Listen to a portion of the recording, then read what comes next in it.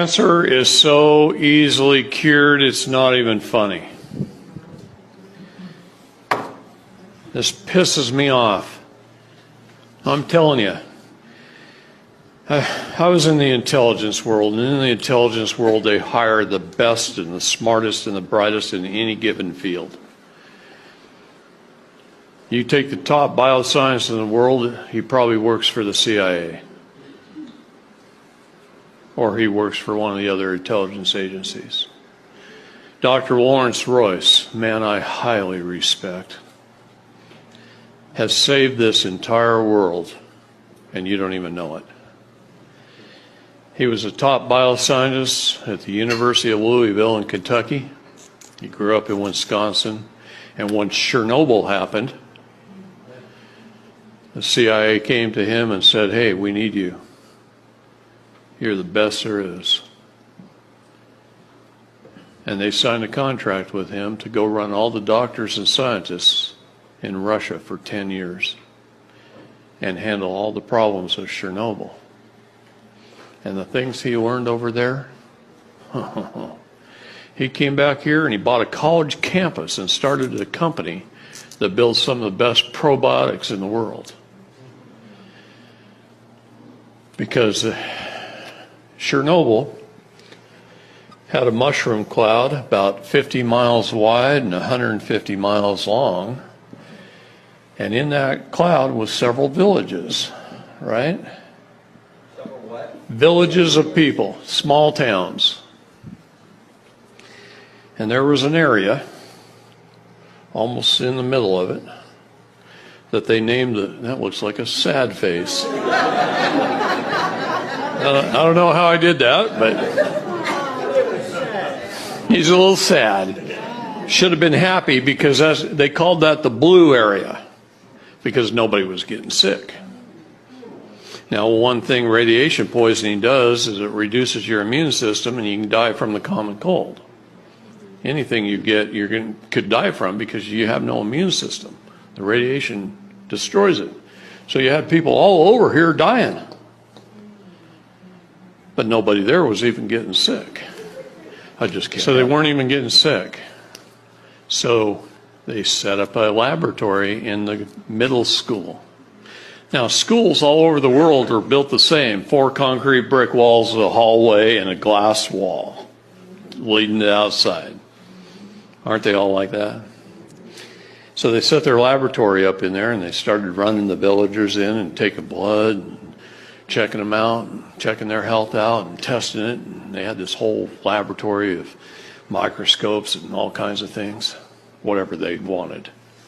All they had to say is, "Hey, send me 2 microscopes." The government sent them 10, right?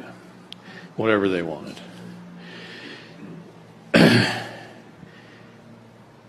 And come to find out, after being there for a couple of weeks, one day a family walks in, and he starts testing the family. And he started looking at this family, and it's like 8 generations of family members. He says, "Well, how old's Grandpa? He looks like he's about 80. No, he's not 80. He's 128. 128 years old. Well, his son was 96. And his son was 70. And his son was in his 50s. And his son, you see what I mean?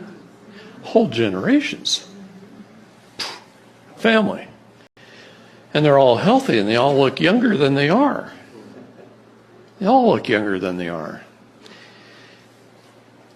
And then he's staring out the windows every day working, looking out these glass windows. And way over there at the tree line, he sees some huge silos. And he's going, "Man, I didn't see that many fields around here. Those silos would hold a ton of grain. I grew up in Wisconsin. I know what grain silos look like. Those are bigger than anything I've ever seen."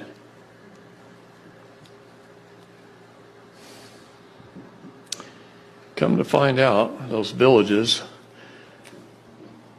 was a Russian military chemical weapons biological manufacturing facility. And the Russian government doctors had discovered probiotics that would build their immune system to the point where these people were handling anthrax and other things that would kill everybody, and they weren't even getting sick. They had immune systems that were off the charts. Their bodies were young, they were healthy, and they weren't even getting sick. And these probiotics they were taking handfuls of them a day.